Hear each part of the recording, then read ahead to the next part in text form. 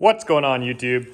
So if you're thinking about buying a leader bike, I have in front of me today two very iconic R1s. 2012 Yamaha R1, 2006 Yamaha R1. These bikes are very similar, but they have just as many differences as they do similarities. So in this video, I'm going to get into what I like, what I don't like, and the differences between the Crossplane crank and the Flatplane crank. They're both great engines, but their characteristics are night and day different. So let's start off with the body styles. In 2012, they had an updated facelift on these guys. They came with this little trailing park lamp. From 09 to 2011, they didn't have this lower section. They just had the small bulb up in the corner. And I do think that facelift cleaned up the bike a lot and gave it a little more modern look. Coming over to the 06. The front clip on this bike was also updated in 07-08, right before the Crossplane came out. But this is a pretty iconic body style too. A lot of people like it. You have kind of a more raw engine look. You can see the cylinder head and valve cover and everything there. Whereas the Crossplane, it's just mostly fairing. It gives it a clean look, like a little bit more flush, but two very different looking bikes. Having them side by side here, you can really tell the age difference. Like even just some of the plastics and stuff. This isn't painted or anything to match the tank. Everything's kind of paint matched on this bike. Coming up to the triple clamps. A lot more modern. The display has way more info and it's a lot bigger, easier to read. Coming over to this bike, it just kind of has a block triple clamp here, pretty plain.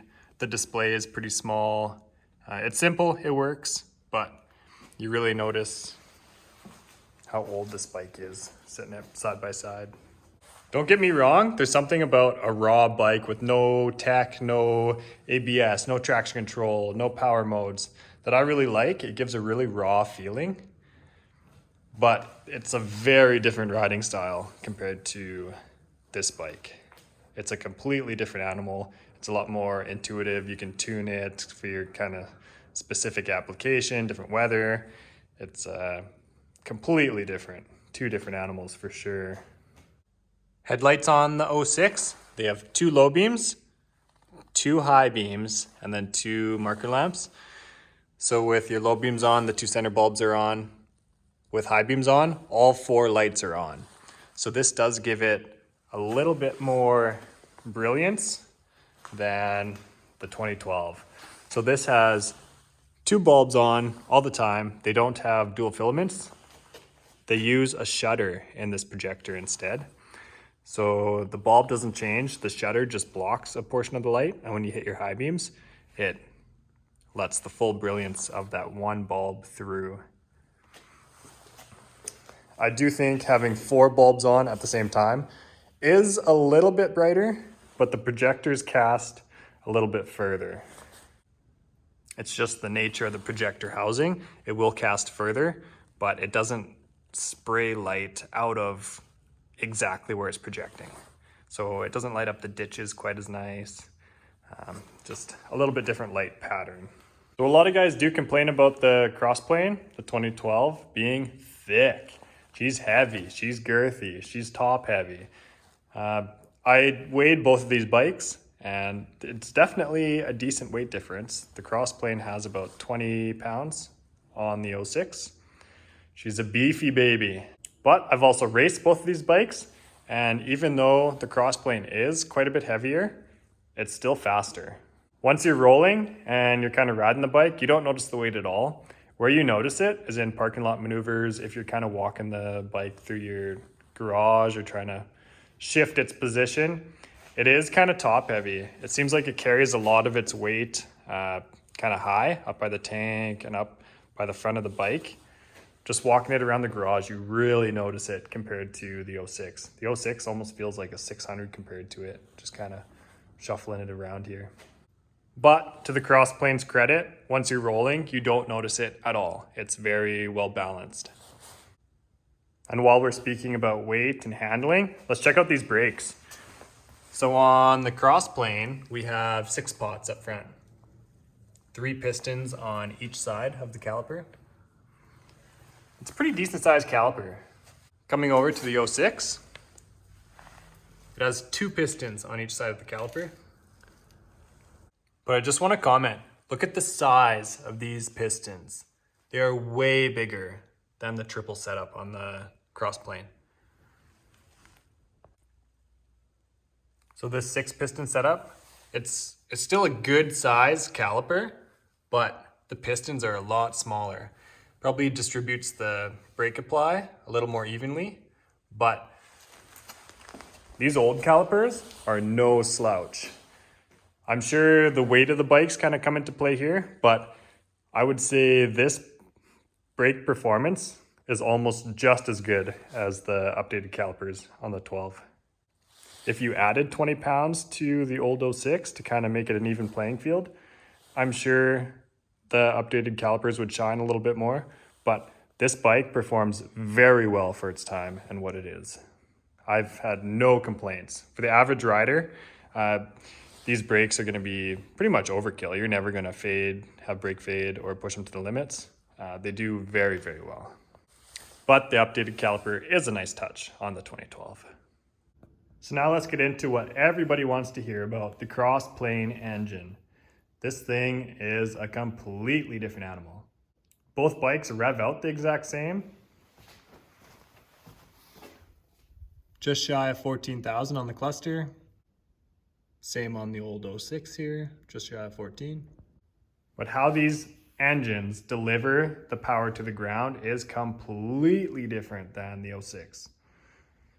So as everybody knows, the Crossplanes have each cylinder firing 90 degrees of each other, and they're a little bit of a lumpy, stumbly engine down low. They don't really like the low revs. And you would think for a 1000cc bike, it would still have some grunt in the lower RPM.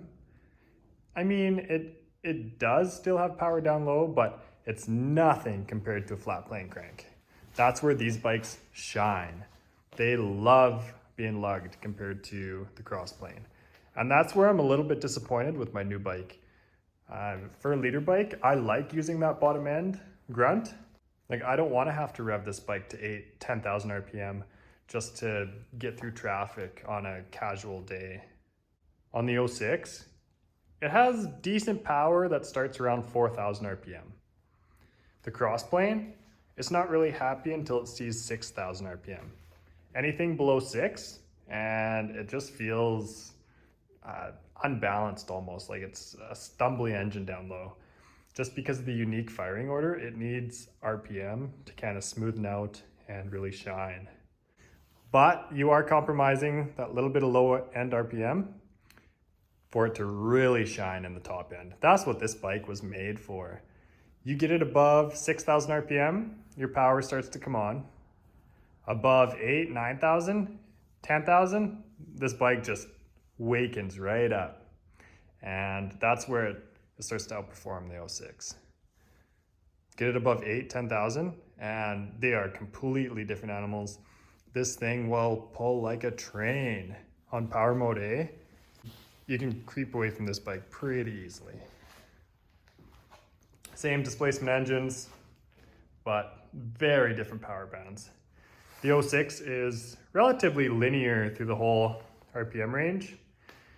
If you guys are familiar with two strokes, I'm going to compare this bike to my 300cc KTM XCW. Modern two strokes you can lug a little bit, obviously not comparable to a 4-stroke, but once you get to a certain RPM is really where they shine. And that's what I feel like this bike is similar to. It's almost like a 2-stroke. It doesn't like to be lugged, and once you get it to a certain RPM, it just screams and just wants to keep going. And all that lumpiness from that low RPM kind of uneven firing order, it really smoothens out and you don't notice it, and it just starts to sing, and it's just a perfect fine-tuned machine, and it's a completely different experience. I'm very privileged to have experienced it. Once you get a Crossplane over 10,000 RPM, and you're kind of pushing it towards the upper end of its limits, you really understand why guys love these bikes. It's unlike anything I've ever ridden. I'm trying to explain it to you, but honestly, you just have to ride one. They're insane. They're so different. For a bike that is classified as an R1, they're both R1s, they're so different. If you were blindfolded and you were riding passenger on both these bikes, you would think you're on a Ducati or some kind of exotic bike. So obviously when you're racing and you're launching the bike, you're never really in that low RPM range. So the bike being unbalanced in the low RPM range isn't really a concern for most people. But let me give you a real world situation where it bothers me. So recently I was on the highway doing the speed limit, 100, 110, just putting around 6th gear, just casual. And I was kind of waiting for my chance to pass. So at 110, 120, you're about that 4,000 RPM range, where this bike is still super luggy and doesn't really have good power down there, isn't really super balanced. Whereas my riding style with this bike was completely different. I would just lean into the throttle when it was safe to pass. 6th gear, don't have to downshift at all, and it has the power to just roll past people, half throttle, and it does it efficiently, it's happy, you don't have to rev it out, it's easy. The Crossplane, you can't really lug through traffic like that. When I'm on the highway and doing the speed limit, if you want to pass somebody, you have to downshift. You're downshifting once, maybe twice, 5th gear, 4th gear, depending how fast you're going. If you're around that 100 kilometer an hour mark, you're downshifting twice to 4th just to boot around somebody. It's just kind of nature of the beast. It's a compromise you have to pay. You're sacrificing bottom end for top end in this bike. It was made for high RPM. And that's probably my biggest complaint about the Crossplane. Just not really any bottom end at all. And for me, I do a lot of touring, so I do use that low RPM quite often, almost more than I do the high RPM. And it's just one of my biggest complaints. It's something to keep in mind if you're looking at one of these bikes. But let's be real, most people don't use it for touring. So I'm gonna mention fuel mileage, but you probably don't care about that either.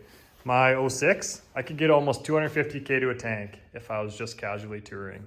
Crossplane, because it's not super efficient at those low RPMs, you might be revving it higher.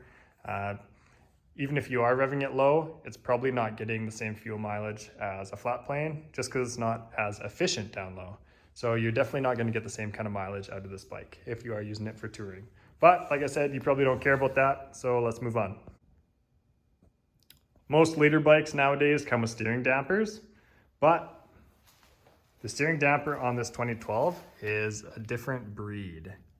It is electronically controlled. This is the damper on the 2012. So you can see a power wire kind of going in to the bottom side of the damper. And the faster you go, the stiffer this damper will get. Very cool feature. So slow parking lot speeds, that damper's not gonna be doing anything. Easy to maneuver around slower speeds when you don't need it. And then when you do need it, faster speeds, that's when it's there for you. The faster you go, the stiffer it gets. Very cool feature. The 06, it's just your traditional style damper. Nothing really fancy or anything to talk about there. So now this next part is kind of one of those things that some guys love, some guys hate. I don't really care if the system works properly, but it does have a little bit of a sensitive side to it. The drive-by-wire on this bike, it's very sensitive. If you're in power mode A, just the smallest little throttle input, that initial tip pin, is very sensitive. You don't really get that with the drive-by cable on the old bikes. So I guess that comes kind of hand in hand with the different power modes and everything. That's probably how they're adjusting your throttle control and your different power modes. So if you're in power mode B, you might not even be getting wide open throttle at wide open throttle. That's probably how they're adjusting all their power modes. And then with that tech comes more things that can go wrong, potentially. But the system does work. It's touchy. It has different inputs. I find myself being really cautious coming into corners if there's any gravel or anything uneven like that. Whereas on the 06, the throttle input is very predictable. It's the same every time. It's not super touchy, just that first little quarter or eighth of a throttle input with that tip-in throttle. So I've had these bikes apart before, and just looking at the throttle position to what actual position your throttle bodies are at is a lot different from bike to bike. I've had this bike running when I was trying to diagnose my starting issues, and giving it just literally the smallest amount of throttle you can to get the throttle bodies to move. Tiniest little input like this, you'll see your throttle bodies kind of jerk open. Whereas with the drive-by cable, the smallest little amount that you're twisting the throttle here, it's a hard cable going directly to your throttle bodies, and your throttle bodies are moving the exact same as your bar.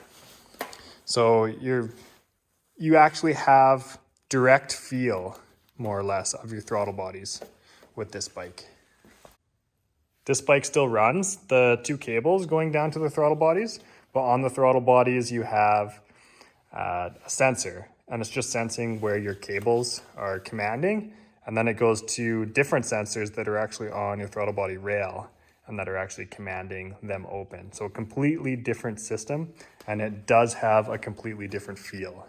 It's not bad, it's not a bad feel. It's just different, and it's touchy with that initial tip in. Just keep that in mind.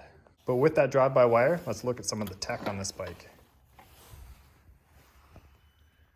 So a really nice display. You have your power mode selection here. So it always defaults to standard mode. You can see it kind of toggling through B, standard, and A. Up top, we have a lot of adjustment for the traction control. 2 bar, 3 bar, 4 bar, 5 bar, 6 bar. If you're a more advanced rider, this does kind of bother me. The traction control system works really well. I wish instead of having more aggressive settings, they would have a couple of settings that were less aggressive, because I always ride with my traction control on 1 bar, so minimum setting that it's still active, and I still feel like it cuts a little bit too much. I wish they had another lower setting before turning it completely off, and that's off. It's always a good feature when you can turn it completely off, because if you can't, I don't want a traction control system on a bike like this. If you're trying to do wheelies or kind of stunt around a little bit, the traction control, it really messes with your system when you're trying to pop your clutch to bring the bike up. Even on the lowest setting, number 1, when I dump the clutch, my traction control light will flash because my back wheel's spinning, or the front wheel comes up and it's detecting a difference in wheel speed. So it really messes with you when you're trying to wheelie. And that comes to my second complaint. You cannot turn this traction control system all the way off when you're riding the bike. You have to be completely stopped, and this pisses me off. I like riding around with the traction control on number 1 setting, but as time goes on, I'm just gonna be turning it off right from the get-go, because as I'm rolling, if I see a spot where I wanna do a wheelie, I can't. The traction control interferes with me trying to pop it up, and you can't turn it completely off when you're in motion. Another kind of quirk, I didn't think you could toggle between the modes when you were in motion either, but you have to be completely off the throttle to adjust any of this. I imagine that's just a safety feature, probably not a bad feature. I wish it was the same to turn the traction control all the way off. I've tried coasting for long periods of time holding the traction control, but it will not turn completely off even if you're not on the throttle. So a little Yamaha quirk there. I don't like it, but I'm sure I'll get used to it over time. Just turn it off right from the get-go if you're thinking about doing wheelies or things like that. I really like the layout of this cluster. So you have your gear selection in the middle, speedometer is nice and big for you to see there. The whole cluster is just bigger and it works. My only other complaint is the cluster always remembers your traction control setting, but it never remembers your power mode setting. So when I cycle this back on, it's gonna be on 1 bar traction control where I left it, but the power mode is gonna default to standard. See, we're back on standard mode, which kind of bothers me because I always want to use power mode A. Like, why can't it default to where you left off at? Especially when your traction control has memory. Why doesn't the power mode have memory as well? Kind of another little quirk of this bike. So this cluster is awesome. There's a lot of info on it, but I have one really big complaint. There's no fuel gauge. They just have the low fuel light. And with all the tech on this bike, like gear selection, all the other tech on it, traction control, how do you not have a fuel gauge? I have a friend with a 2007 or 2008 FZ10, so the 1000cc more touring style bike, and it has a fuel gauge. Like, this is not new tech. Come on, Yamaha. And especially on these Crossplane engines, they get horrible fuel mileage compared to the Flatplanes. I want to know how much fuel I have. This is an important thing, and this is a really big downside to this bike, I think, especially with how new it is. So coming over to check out the 06 cluster. Still got a decent size speed display. I would say roughly the same size as the 2012, but then you just have your tach and kilometers. There's nothing else on it. You have coolant temp, and then you can toggle it to see ambient air temp as well. And that is it. You got your shift light. The shift lights are kind of useless on these bikes, let's be real, but it is what it is. Simple, it works, nothing really wrong with that. How the traction control cuts power works fairly seamlessly as well. You don't really notice it. If you're wide open throttle and it's kind of cold pavement, cold tire, whatever, you'll see the cluster flash, indicating your traction control is on and you're spinning, but it's very smooth. Straight line, I'm pretty impressed with it, I'm not gonna lie. Would I trust it in a corner? I'm not quite there yet.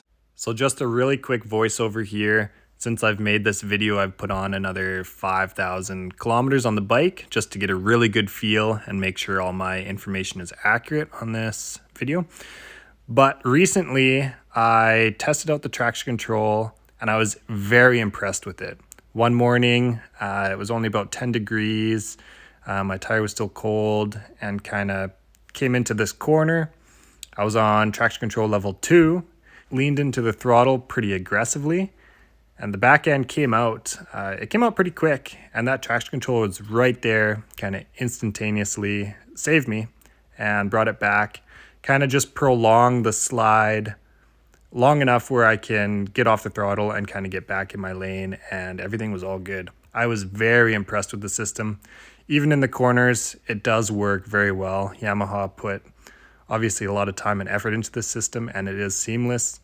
And I am very confident on the bike now, knowing how it performs in corner situations. It works great. It is seamless.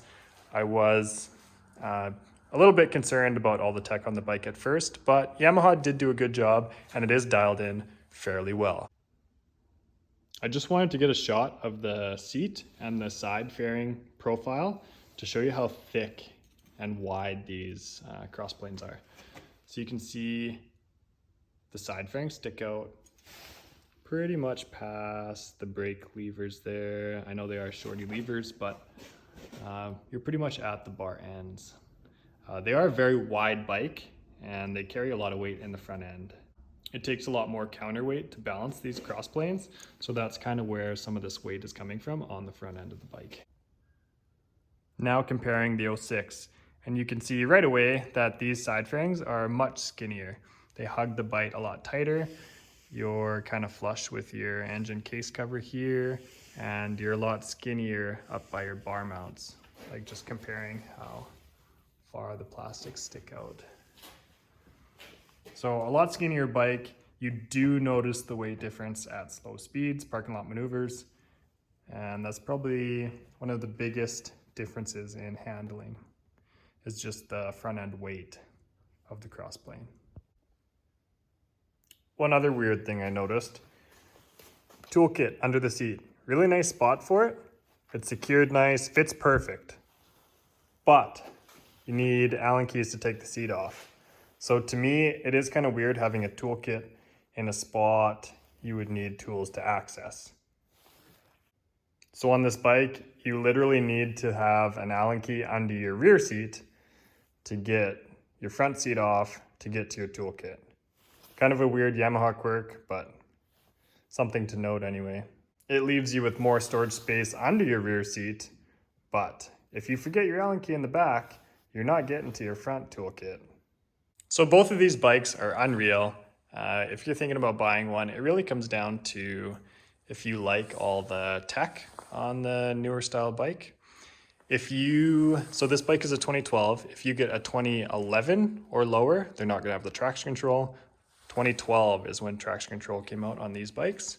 So you could ditch a little bit of the tech that way if you like a little bit more of the raw riding experience, but you're still gonna have the power modes, I believe. If you don't care about the tech, you like being kind of more one-on-one with the bike, this 06, it's just old school, right? Like it just feels good riding it sometimes. For me, I am kind of old school. I like not having all the tech sometimes, but I've had that bike for a long time. It's time for me to try something new. I appreciate both bikes for what they have to offer. I guess that's kind of my downfall. In a perfect world, it'd be nice to have both bikes, keep both bikes, but this one is selling today, actually. It's gonna be sad to see it go. The simplicity is nice at the end of the day. Over the many years that I've owned this bike, I've never touched a single thing. With the new Crossplane, I had more issues the first week that I bought it than the entire time I've owned my 06. Granted, it was all little things, but just something to keep in mind. The more technology that's on a bike, the more potential there is for failure as well. Where I live though, these Crossplanes are super unique. You don't see them that often. It took me a couple years to find this one. So as of right now, I do like this bike more just because of how unique it is. You don't see them around. The sound, you could hear this bike come in and know what it is a mile away. Like it's so unique. Whereas the Flatplane cranks, you kind of hear them everywhere. They're really popular. All manufacturers use the Flatplane. But then it comes down to price as well. A lot of guys ask ridiculous prices for these Crossplanes just because they are fairly unique, and a lot of guys do enjoy that high RPM performance that you can get out of the Crossplanes and the unique sound as well, depending on the year and kilometers and everything. But you could easily spend almost double on a Crossplane where I live. But I got pretty lucky with the one that I found, even though it did need a little bit of work. I'm still happy I pulled the trigger and bought it. I think it's a unique platform that I'll enjoy for many years to come before I move on to the next bigger and better thing. And no comparison would be finished without a sound clip of these two bikes. So let's see how much different the Crossplane sounds compared to my Flatplane.